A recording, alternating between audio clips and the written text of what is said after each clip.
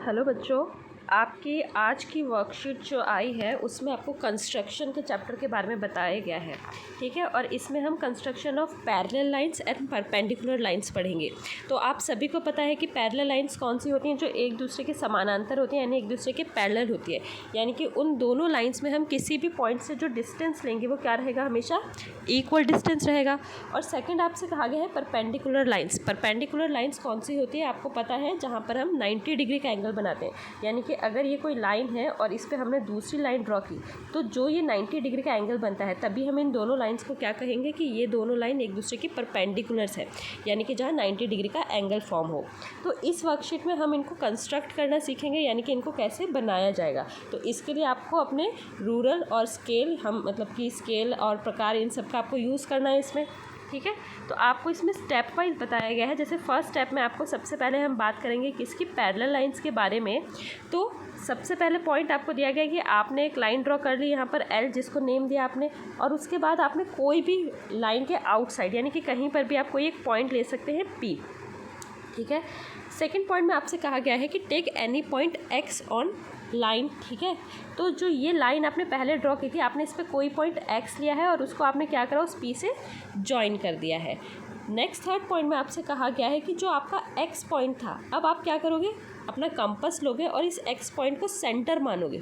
ठीक है, यानी कि आपके कंपास का जो पिन पॉइंट होता है, आप उसको एक्स पे रखना और कोई भी रेडियस ले सकते हो आप, 1 सेंटीमीटर 2 सेंटीमीटर, आप उसको रेडियस लेके, और जो पेंसिल वाला पार्ट होगा उसको इस तरीके से यहाँ हम ड्रॉ करेंगे। यानी कि ये हमने जो रेडियस ली है 1 या 2 सेंटीमीटर, जो भी आप अपने अकॉर्डिंग ले सकते हैं। ठीक है, तो हमने एक आर्क लगा दी यहाँ पर, और जो आर्क एल लाइन को काटेगी वहाँ पर आपने सी पॉइंट दिया उसको, और जो इस लाइन को काटेगी यहाँ पर आपने उसको पॉइंट का नाम दे दिया डी। क्लियर। इसके बाद आपको नेक्स्ट स्टेप में बताया गया है कि आपको क्या करना है, with P as a centre. अब जो हमारा पॉइंट P था, जो हम पहले ही आउटसाइड ले चुके थे, उसको हमें सेंटर मानना है। ठीक है, और आप अपने कंपास की जो डिस्टेंस, आपने जो लेंथ ली है, उसको बिल्कुल भी कम ज़्यादा नहीं करेंगे। जो हमने यहाँ पर यूज़ की थी रेडियस, उसको एज इट इज़ रखेंगे। अगर आपने 1 सेंटीमीटर लिया है तो आप उसको सिर्फ 1 सेंटीमीटर लेके ही हर जगह यूज़ कर रहे हैं। ठीक है, तो सेम रेडियस लेते हुए हमने क्या करा, P से एक और हमने आर्क लगाई है, देखिए इस तरीके से ऊपर, और वहाँ पर हमने पॉइंट दे दिया है E। क्लियर। अब इस E पॉइंट से हमें क्या करना है, अब हमें E को सेंटर मानना है। यहाँ पर हमने P को सेंटर माना था, अब यहाँ पे हमें E को सेंटर मानना है।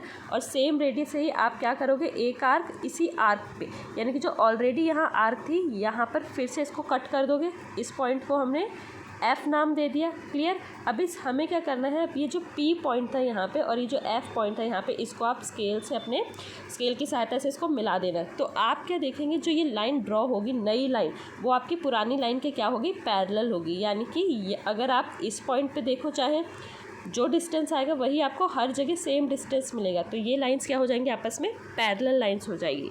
क्लियर।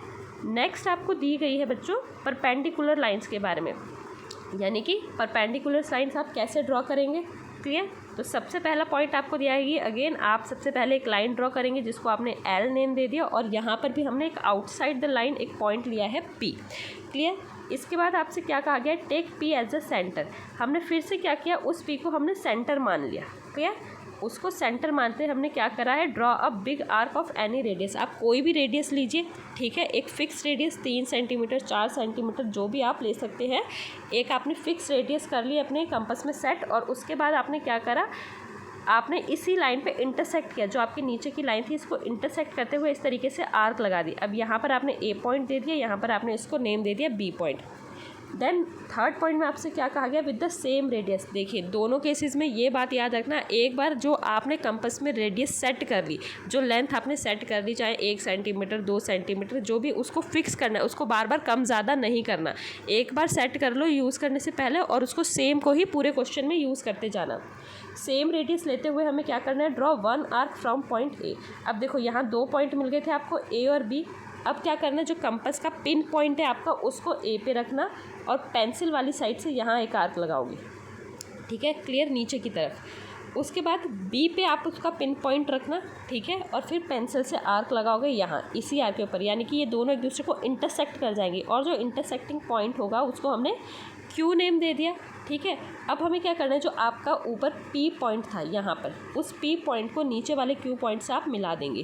क्लियर? तो ये हो जाएगी आपकी परपेंडिकुलर लाइन। आप चाहो तो अपने प्रोटेक्टर से उसको मेज़र भी कर सकते हो कि वो आपका 90 डिग्री का एंगल फॉर्म होगा यहाँ पे, ठीक है। ये जो एंगल आएगा ना यहाँ पे, ये 90 डिग्री का होगा। दैट मीन्स ये जो लाइन आपने नई लाइन ड्रॉ की है, ये पुरानी लाइन की क्या है, परपेंडिकुलर है, ठीक है। तो आपको ये दो तरह की लाइन समझाई गई हैं इसमें, परपेंडिकुलर एंड पैरेलल। और इसके बाद में आपको इसके रिलेटेड कुछ क्वेश्चंस करने के लिए भी दिए गए हैं, ठीक है। अच्छा, आपको यहाँ पे परपेंडिकुलर बाइसेक्टर भी बताया गया है। परपेंडिकुलर बाइसेक्टर आप अपनी छोटी क्लासेस में भी पढ़ चुके हैं कि हम किस तरीके से ड्रॉ करते हैं।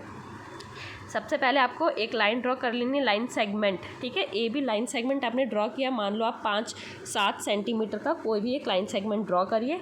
उसके बाद क्या करना है, एक बार ए को सेंटर लेना, ठीक है, और आधे से ज़्यादा दूरी, यानी कि अगर मान लो ये आपके 8 सेंटीमीटर का आपने डिस्टेंस लिया है, तो आप क्या करना, ए पे कंपास रखना और 4 सेंटीमीटर से ज़्यादा का डिस्टेंस लेना।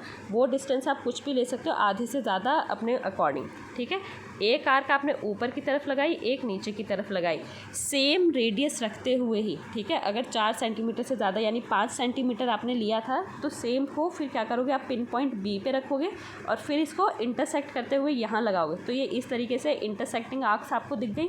पॉइंट डी और सी हमने इसको नेम दिया, और इसको आप क्या कर दोगे, फिर इस तरीके से जॉइन कर दोगे। तो ये आपको दिख गया।